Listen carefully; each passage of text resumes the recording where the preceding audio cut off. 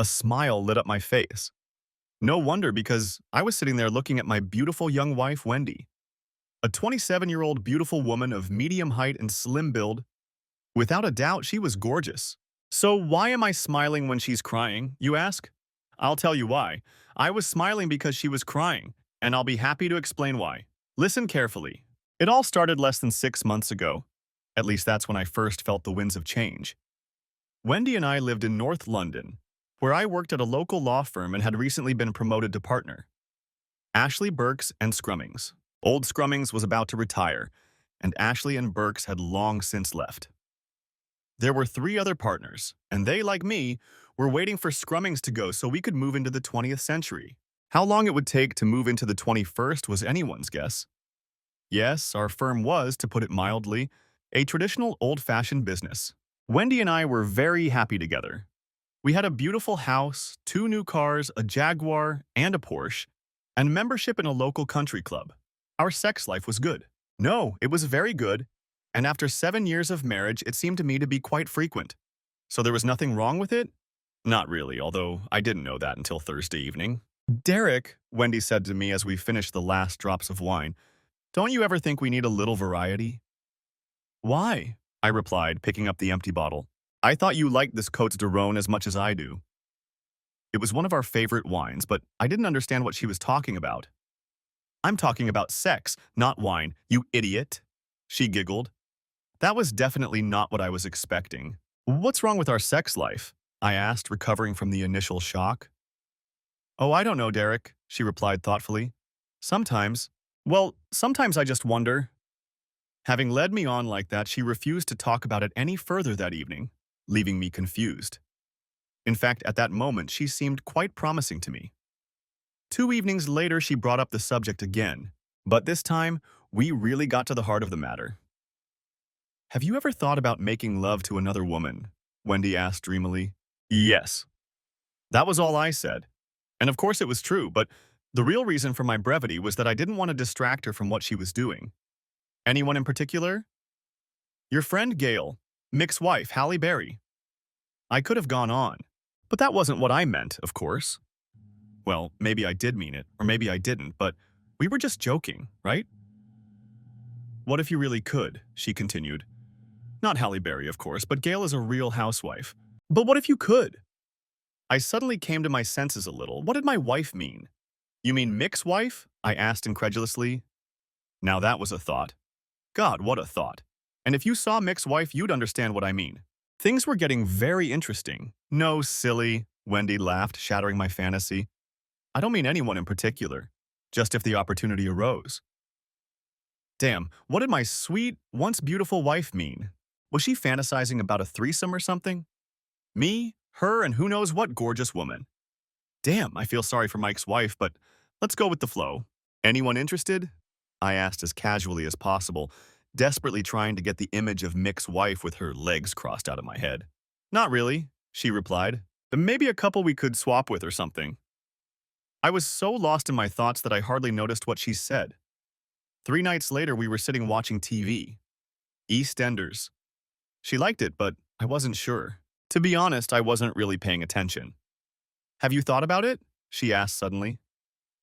I think Ricky's going to get the girl, I replied, trying to remember what was happening on the screen.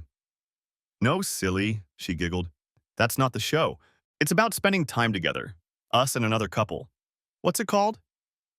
Well, if you really want to, she said, completely serious. I can think about it. Maybe, but I'm not sure.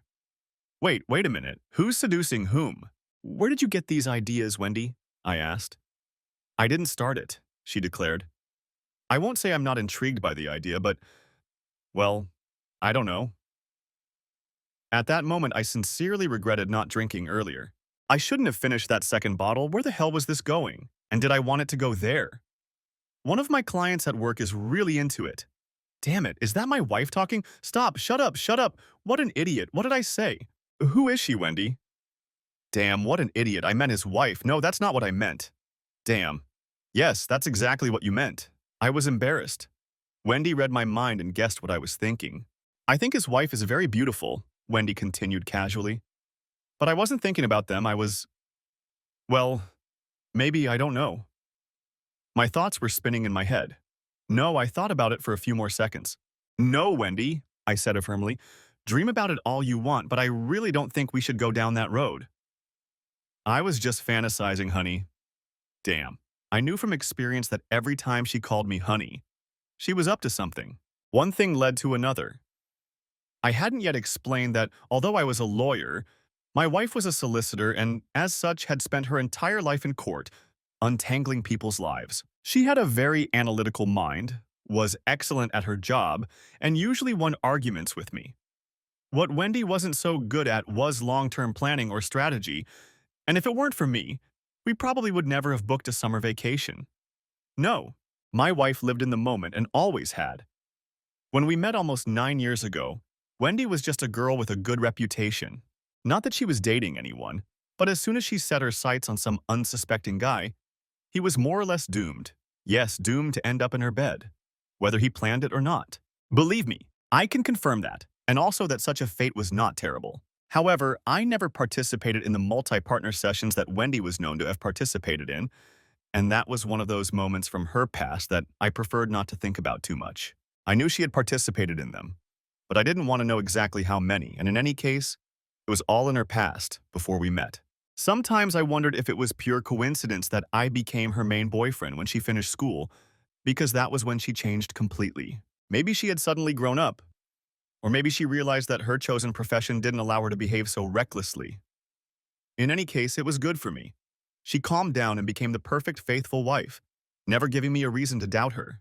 But that doesn't mean I never thought about it.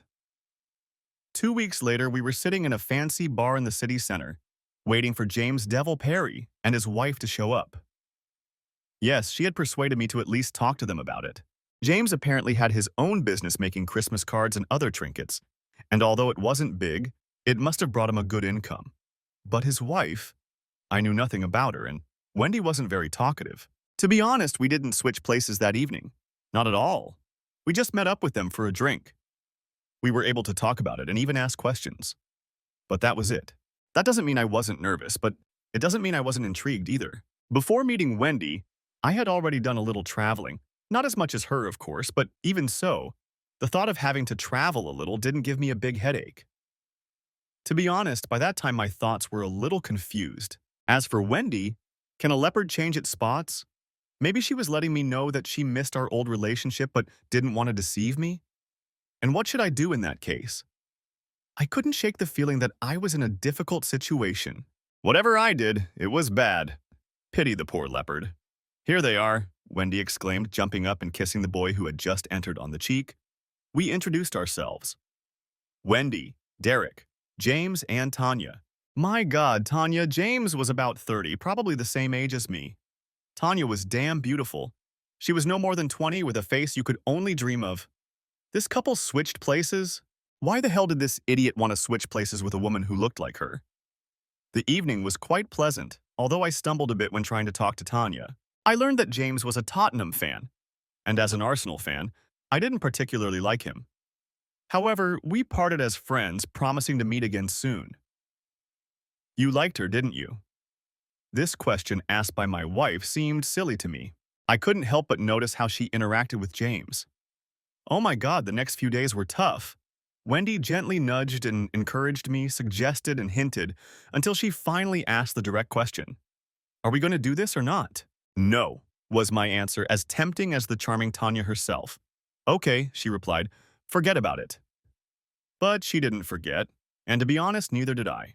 The following Tuesday, we were sitting in the same bar waiting for the same beautiful couple. Nothing had been decided yet, but the possibility, however vague, still existed. We decided not to rush things. Talk, see, ask questions, leave and think, whatever. In my mind, it was just another date, although I admit I was tempted. When I saw Tanya again, I was very tempted. She had long, shiny dark hair, large, dreamy brown eyes, and a cute upturned nose. Tanya was about 5'3" tall, and her gorgeous Asian features could have made her a magazine model.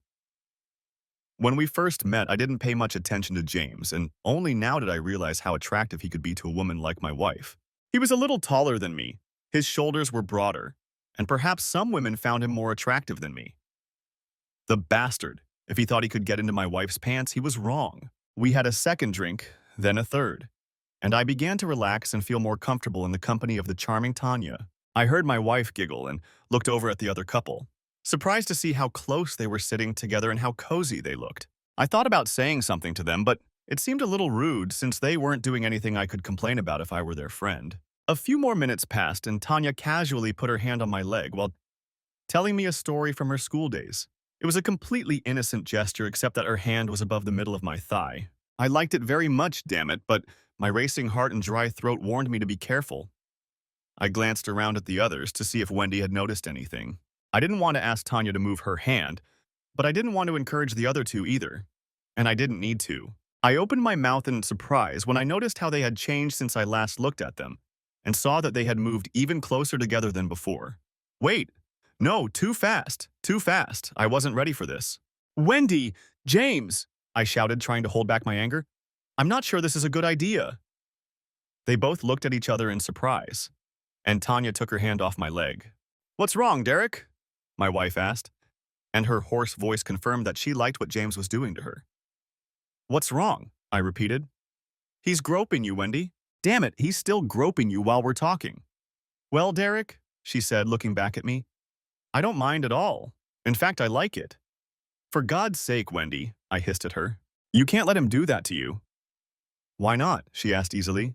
Why not? Wasn't it obvious why not? We hadn't agreed to this and I hadn't given him permission to grope her. We're in a public bar, Wendy, I reminded her, trying to keep my voice down. This isn't the place for an argument. They both glanced at me quickly, then Wendy turned and stared straight at me, as if challenging me to an argument. You're right, Derek, she finally said. This isn't the place. I felt the tension leave me, thinking she had come to her senses, but it didn't last long. Let's go, James, my wife said, turning to the other man with a warm smile. Let's talk somewhere else. See you in the morning then, James said, standing up and taking Wendy's hand. I'm sorry, what? You and Tanya can take our place, Wendy added and smiled at me as if everything had been decided. We'll go back to James. Wait, I objected. I didn't want this to happen. I didn't know what I wanted. Wendy kissed me on the cheek and left me standing there like a fool. My brain struggled to comprehend what I had heard, and I probably stood there with my mouth open in shock. I should have done something different, and then maybe things would have turned out differently, but maybe it wouldn't have. Either way, I just stood there like an idiot, unable to do anything to stop what was happening. I watched as my wife gathered her things, hugged James, and turned to leave. Have a nice evening with Derek, she said casually. See you in the morning. I still couldn't believe this was happening, and it all just came crashing down on me. I stood there silently watching my wife, the woman I had lived with for 7 years, walk out of the bar, chatting and giggling with a bloody James, clinging to his arm like a barnacle.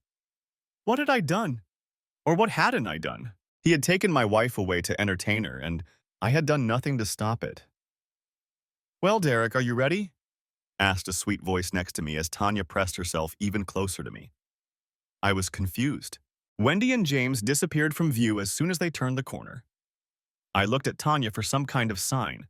I really shouldn't have done that. It was my last mistake. I was a fool. How could I turn down a girl who looked so much like Tanya? I smiled at Tanya, trying to express my uncertainty about it all. She smiled back at me, her deep brown eyes promising so much. But damn it, wasn't she beautiful? That bastard James even left me to pay the damn tab. An hour later, we were at my place in bed. And what could I say? The fun with Wendy had been fantastic, but Tanya, despite her young age, had taken me to a whole new level. How could I ever see Wendy again, knowing what I'd done and how good it had been? And how could I see her, knowing what she'd done? I was worried about how good Wendy was with James and whether we could ever do it again. Although, to be honest, I wasn't thinking about that at the time. Tanya left at 9 in the morning, saying she hoped we'd see each other soon, and Wendy came back at 9:30. If they had planned it, they couldn't have picked a better time. It's amazing I didn't realize it at the time. I was just embarrassed when she walked in. Embarrassed by her maneuver, embarrassed that I had agreed so easily, and not at all embarrassed by how much I had enjoyed it. How was your night? Wendy asked hesitantly. Good. How was yours? Good, she replied with a smile. A few minutes later, we were laughing, and I realized with very mixed feelings that our lives would never be the same again.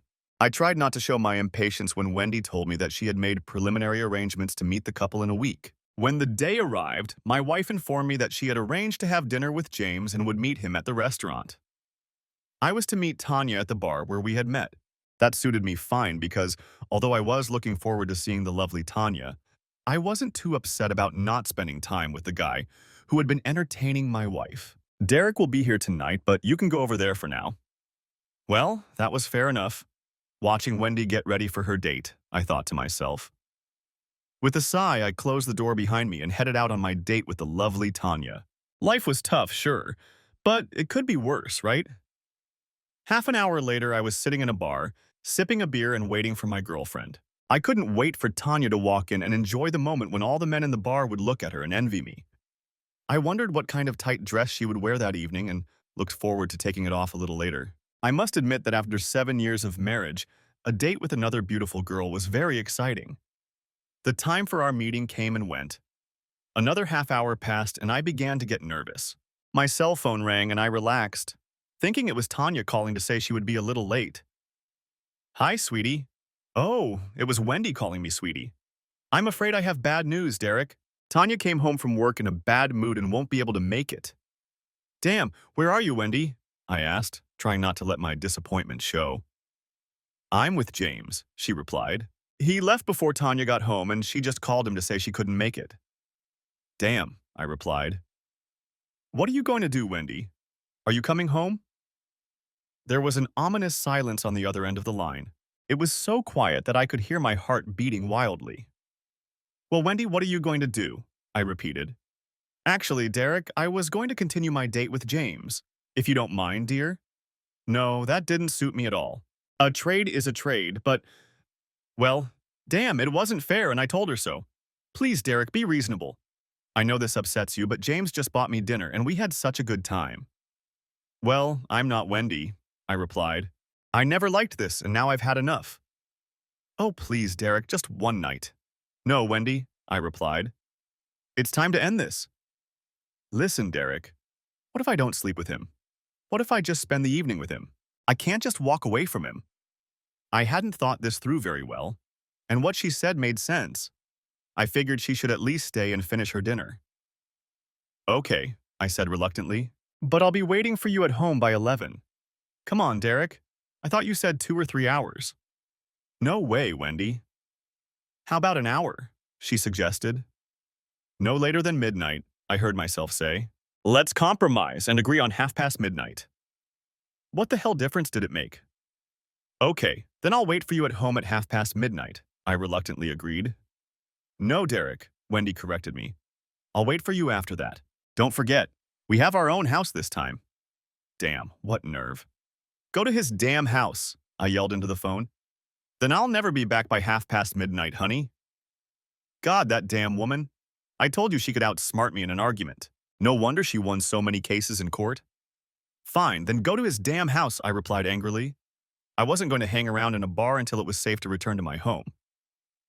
See you around too, honey, Wendy muttered quickly and hung up.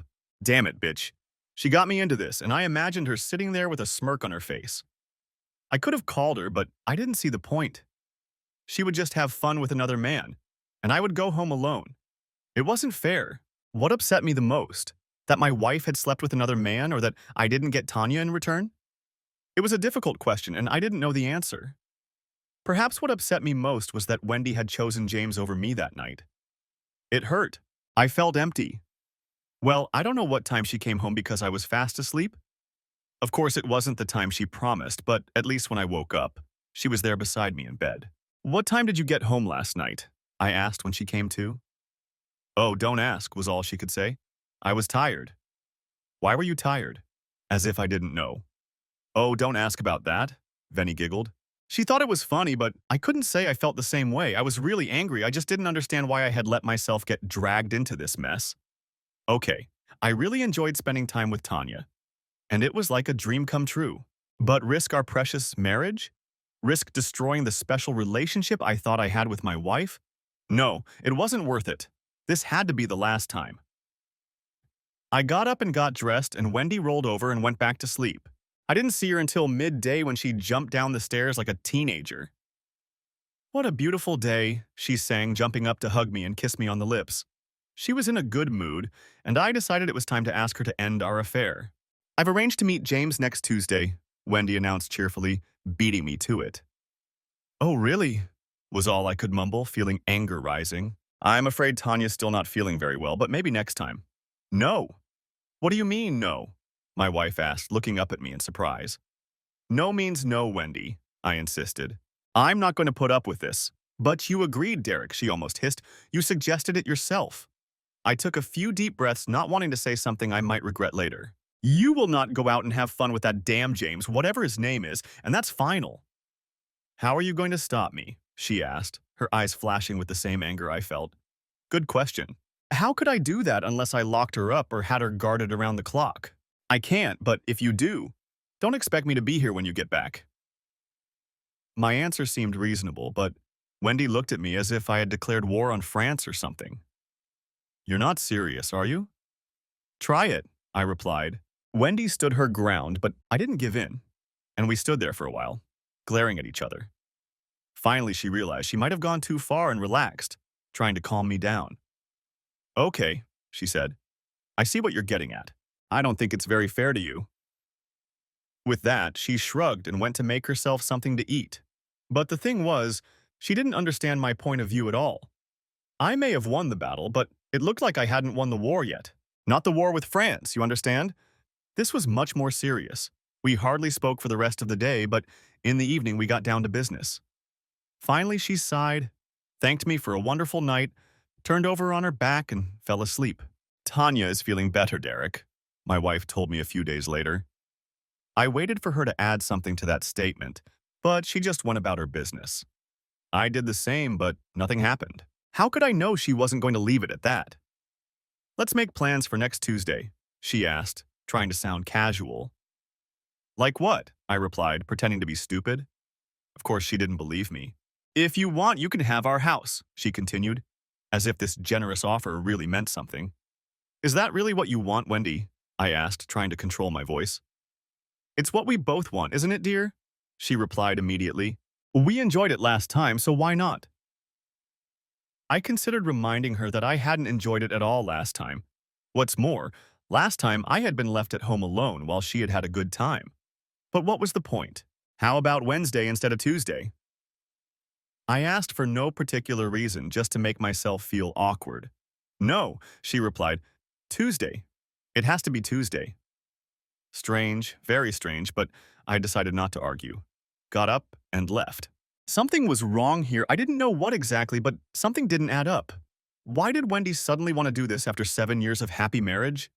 Why was she willing to risk our marriage knowing that I wasn't faithful to her? Why were our meetings always on Tuesdays? How did that bastard James manage to marry a beauty like Tanya? And why did that idiot have to change? No, something didn't add up, and I was determined to find out what it was.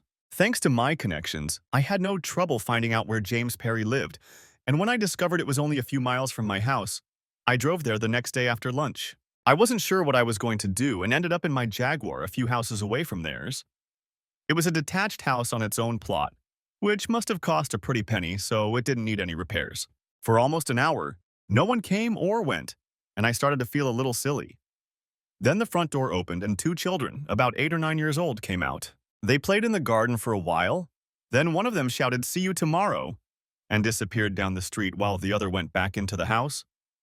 You might think there was nothing unusual about that, but to me it was strange. How could a girl of Tanya's age have a child that old? Good question, isn't it?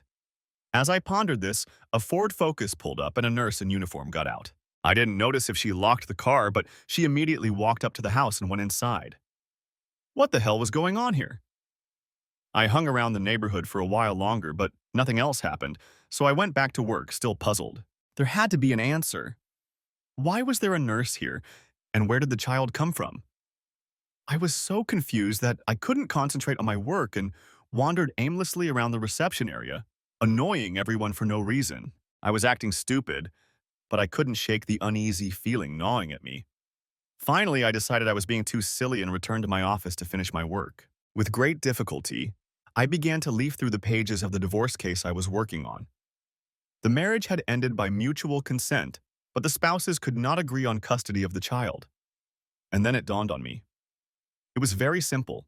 The child was supposed to belong to James from his previous marriage, period.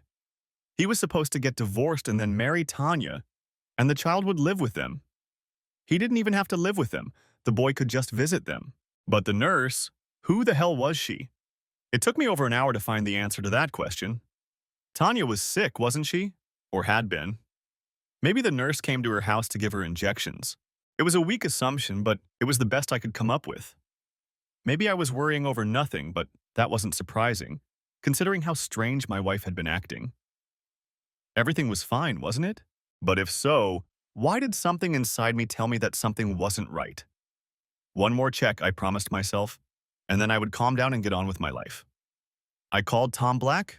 Tom was a private investigator whose services our company used from time to time, and no one thought it strange that I asked him to run a simple check for me. He said he'd have the information I needed by the next day, and I tried to forget about it and get back to work with a little more success than before. Tom kept his word, and the next morning he emailed me what he had found by simply checking public sources. It was simple. James Perry, 34 years old, businessman. Philip Perry, 9 years old, middle school student. Mary Perry, 32, nurse. That was it. Everyone registered at that address.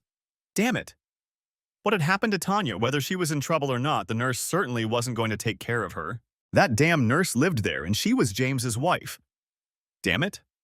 By Tuesday evening, my head was spinning, and I couldn't come to any reasonable conclusion. Several times I considered telling Wendy what I had found out, but if there was a reasonable explanation, I would look like a fool in front of everyone. Besides, the trust between us was already somewhat damaged, and if she found out that I was checking up on her, it could be the last straw.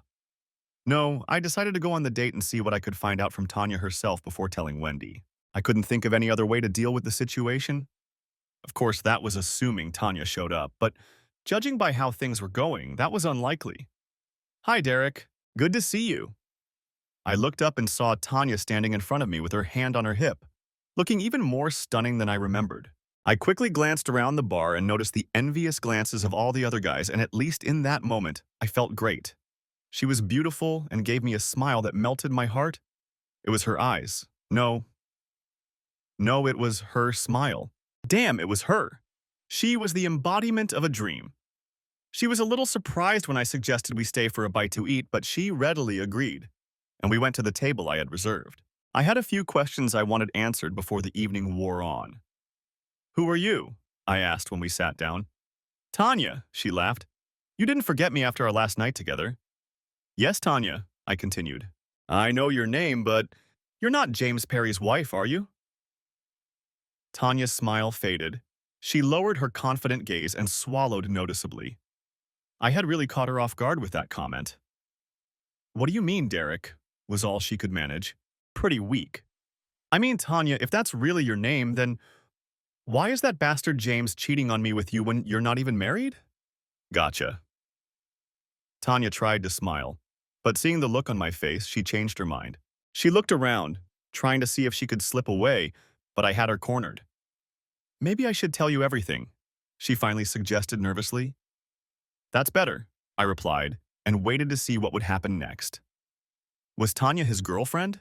Maybe his sister-in-law? His neighbor? I had no idea. Listen, Derek, she began.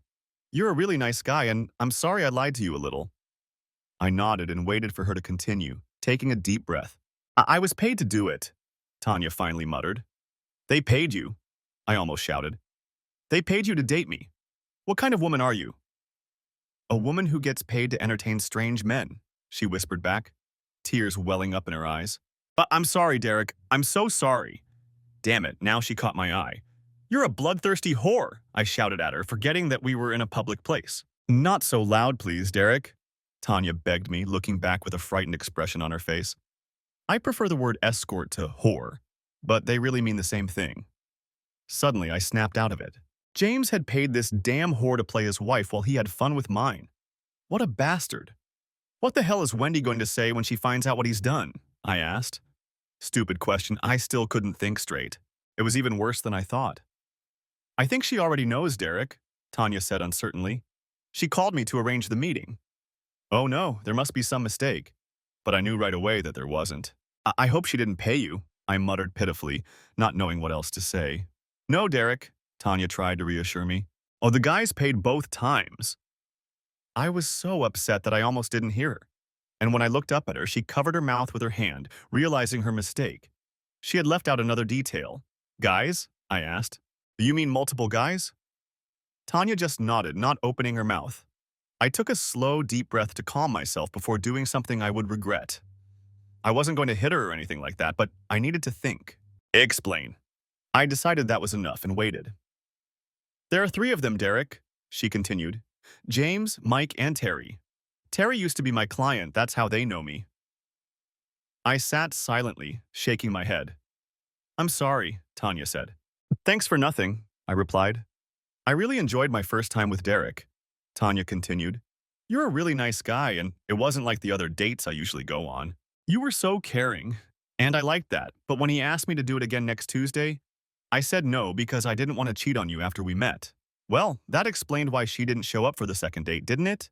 Why I sat there all night writhing at the thought that some other guy was entertaining my wife. I turned down a damn prostitute. And then it dawned on me. It wasn't just some other guy entertaining her. There were three of them. I trembled at the realization that at that very moment she was doing the same thing again. With my head in my hands, I fought the urge to cry. I could barely control my shaking hands, barely control my reaction. I'm sorry, Tanya whispered, gently stroking my head. Of course, I should have pushed her away, but it calmed me down and relaxed me a little. So why are you here this time? I asked, pushing the horrible images out of my head. They offered me extra money, Derek, Tanya replied. Besides, when I thought about it, I liked the idea of seeing you again. So, I hadn't been rejected by a prostitute. Although I'm not sure that helped. We talked a little more, and Tanya willingly told me everything she knew. I couldn't believe I was sitting there calmly listening to all this, even though my eyes misted over several times and I didn't resist when Tanya took my hand in hers and squeezed it. Did I really know my wife? Did I know her at all? Can a leopard change its spots? This cow had deceived me, and I would get my revenge. I didn't know how, but I would work on it. Meanwhile, as far as I could tell, my marriage was over, dead as a nail in a coffin. But at that moment, there was nothing I could do about it, so what could I do? Then I looked at Tanya. God, she was so beautiful. Why not? I've always been a bit of a pragmatist. Why don't we go to my place? I suggested. With love, Derek, she smiled back at me. So we did. It helped. It helped a lot. The next morning, Wendy came back early, looking tired but full of springtime joy. Now, of course, I understood why, but I didn't want just a divorce, an easy breakup. I wanted revenge. Revenge on all four of us. When she kissed me, I turned away from her, but not enough for her to notice. She would have time for that later. She looked at me, waiting for me to say something. Maybe I would tell her how much fun I had had, or ask her the same question. I just turned away and said nothing. Let the bitch figure out what was going on in my head. I already had a plan, but I needed to find out where they were all going.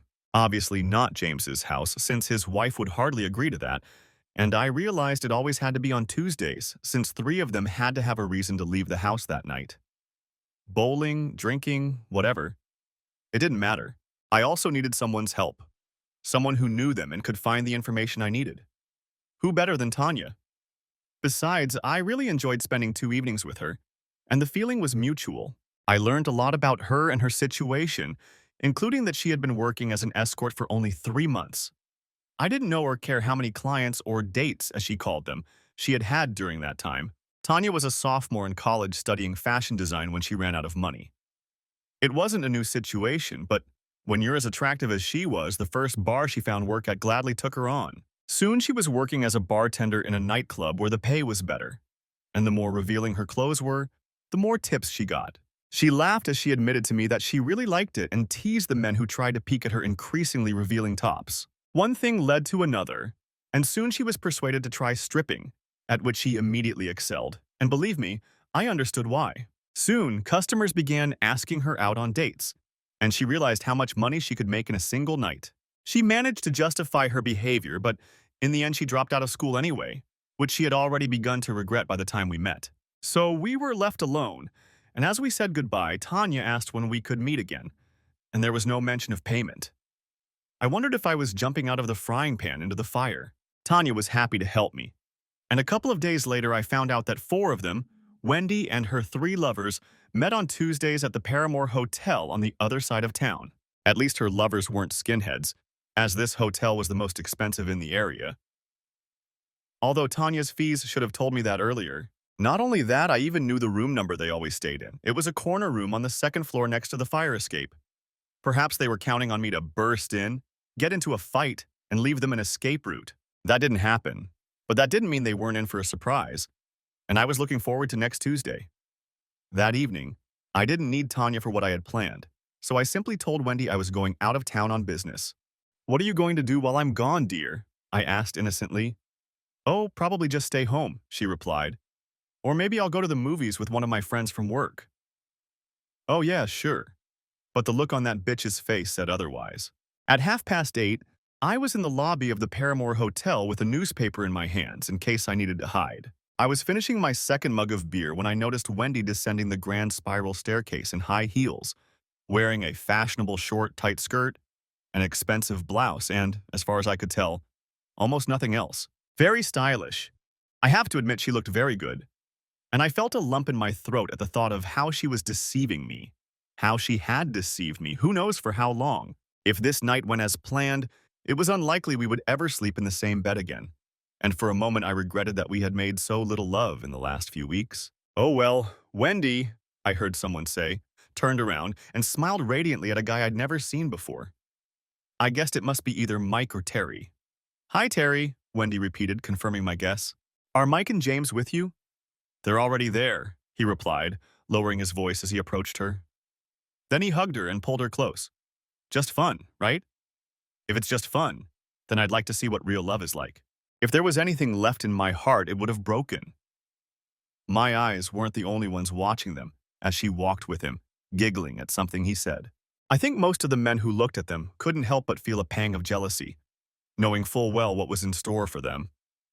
I, on the other hand, felt a void in my stomach. "Bitch! You goddamn traitor!"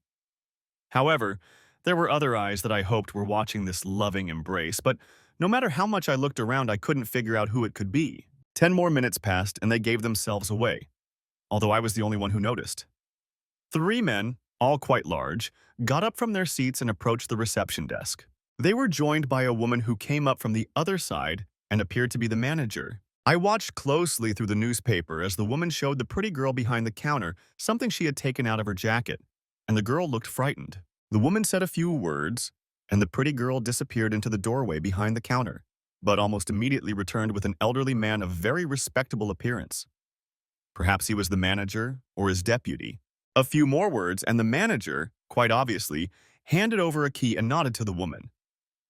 All this happened right before my eyes, although I very much doubt that anyone else in the hotel noticed what was going on.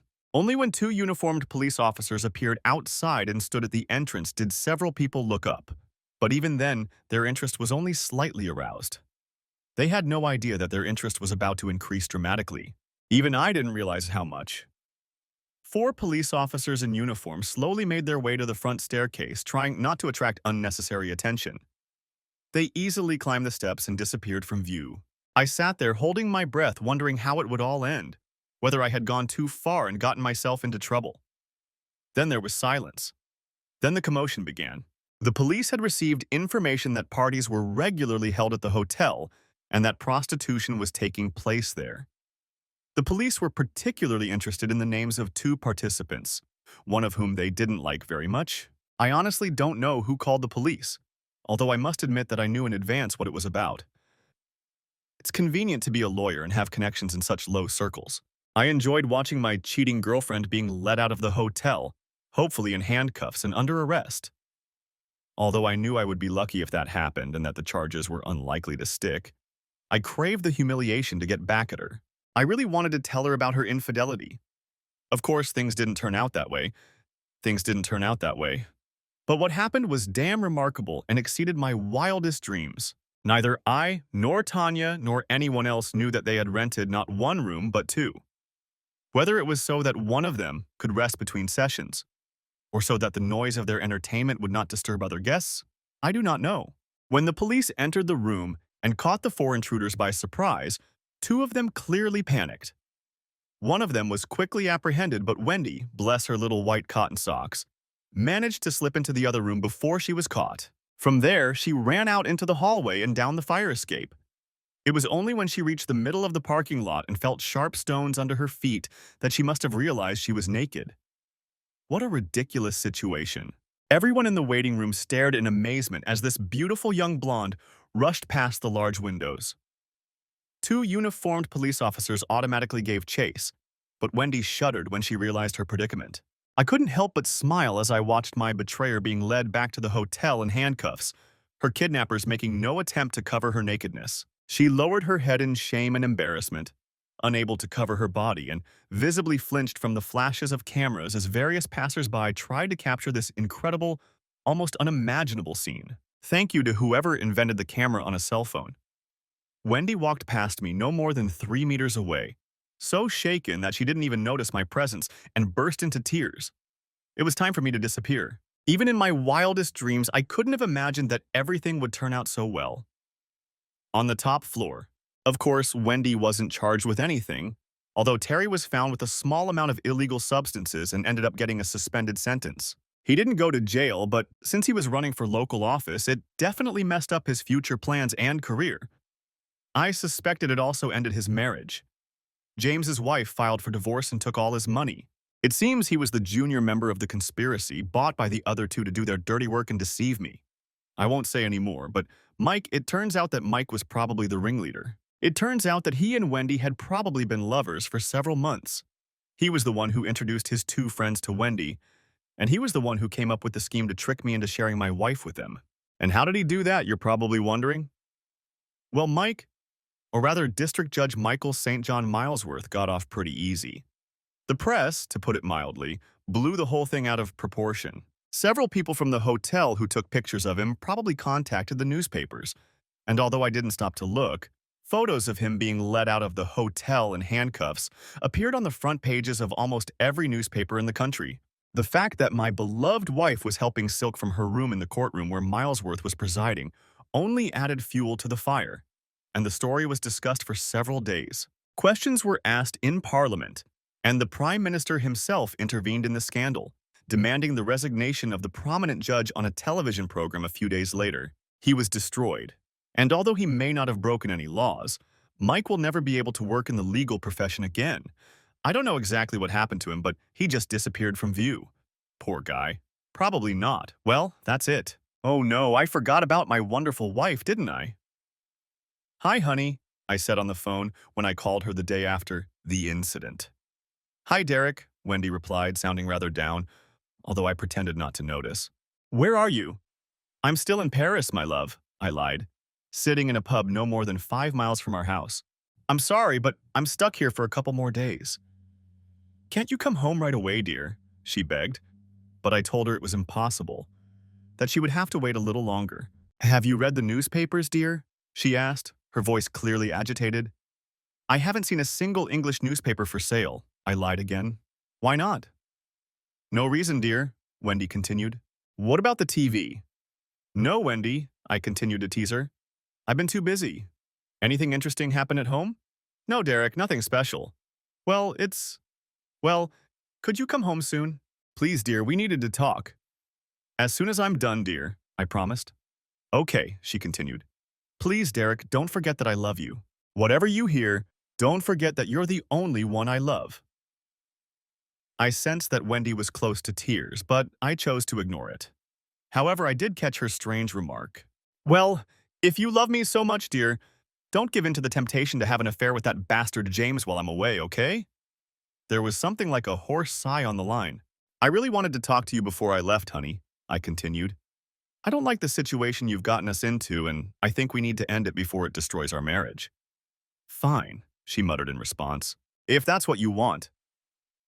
I didn't say it, but I was really afraid that you might give in to the temptation to continue your relationship with Wendy, and I just couldn't bear that. It would be the end of our marriage. Oh, Derek, she exclaimed, and this time I heard her sobbing. I love you, Wendy. I ended our little conversation with a promise I had no intention of keeping. See you in a couple of days when I get back.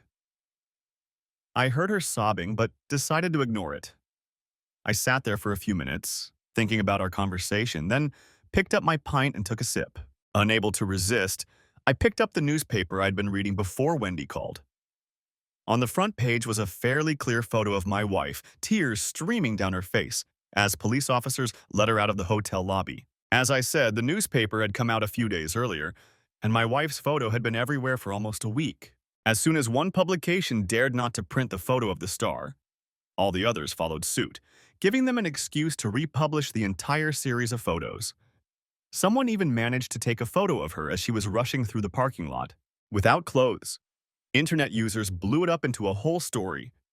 I believe she was offered to pose for Playboy, but on the other hand, it could have been just a fairy tale, and I never got confirmation because we never met again for a friendly chat. Of course, she lost her job and became a paralegal at some obscure firm up north. I filed for divorce myself, and that's when I saw her crying in court as the judge, who was obviously not Mike but Mike, tore her to pieces. The decision was not in her favor.